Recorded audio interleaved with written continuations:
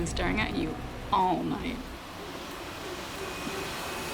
The film really is like a fairy tale reversed. So the guy that she's on the date with is the damsel in distress. He just doesn't really know it, and she's the one who kind of gets to save him at the end of the day. It's like a roller coaster. It's this very gradual ascent up the ramp, and then once you get to the top, you hit that drop. What do you say we get our table? Yeah, okay.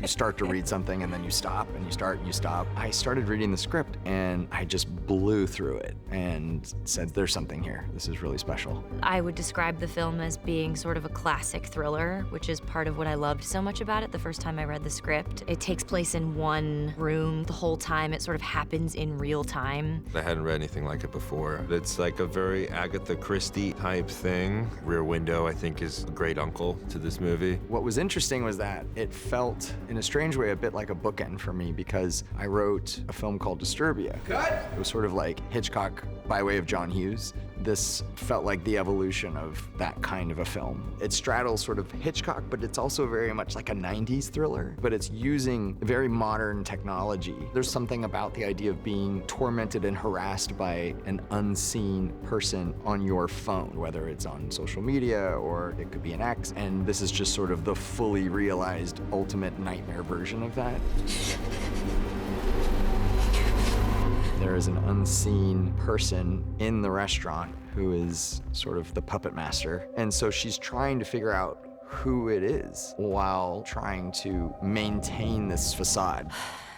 Can we start over? Is it the bartender? Is it the hostess? Is it the waiter? Could it be Henry? We wanted to make sure that we kept all of our red herrings alive. So I tried to make sure that every actor, no matter how big or small their role, had some kind of a moment where they behaved or looked in a way that would cast suspicion on them. They're really highlighting each of these characters in this ensemble in a way where it's making the audience realize that there's no real insignificant characters. And they're also damn good at it as well. It's so rich. Each character and each actor's made very strong choices, which is gonna mislead the audience and make them wonder, who's doing this? I think as the audience, you like the idea of saying, oh, I know who it is, it's that person. To set up those people, we've done some nice little lighting transitions. It's as if we're sort of in Violet's headspace. You are telling a story from this one person's perspective, and so you have, I think, a certain kind of creative license to do things that I think you wouldn't traditionally do. And so one thing that we did do when we were designing our shots, we specifically designed those shots to always have a very specific place for the text, to ultimately create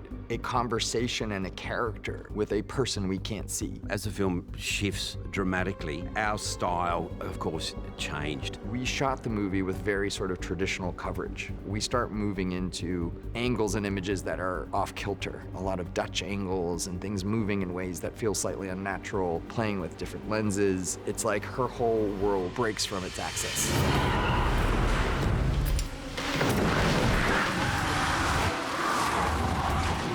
There's two villains in the movie. There's Richard and there's the masked guy in their house. And Richard is meant to sort of represent the kind of psychological torment that Violet has had to deal with in her past. And then the masked guy is the physical. He's all brute force.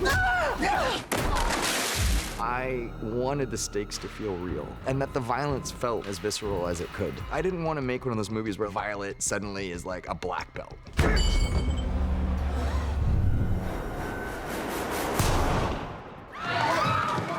This is the first time I've ever done stunts of any kind, so I was really excited.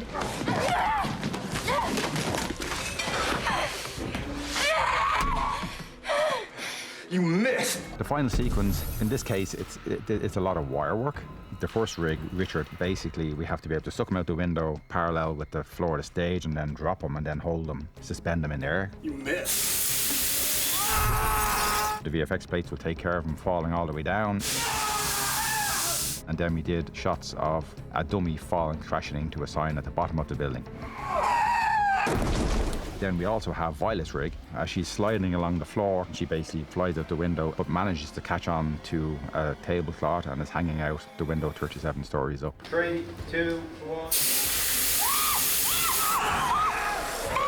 I always love doing things I've never done before and learning new stuff. I was actually really intimidated the first time. I was learning how to do the kitchen stab.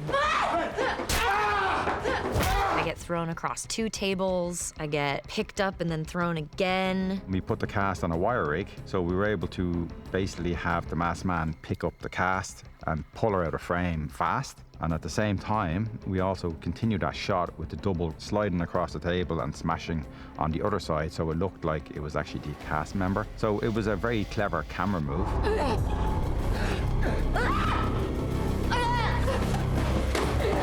Brendan is a pro. I always knew that our actors were in the best hands. It took an enormous amount of work and clever thinking to pull off some of the stuff that we were shooting.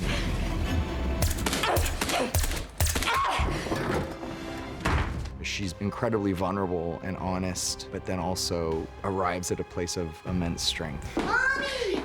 It's about a person who's trying to survive a situation that feels pretty inescapable. I think it's really cool to see this woman who has survived an abusive marriage. I also think she's kind of badass. Beyonce.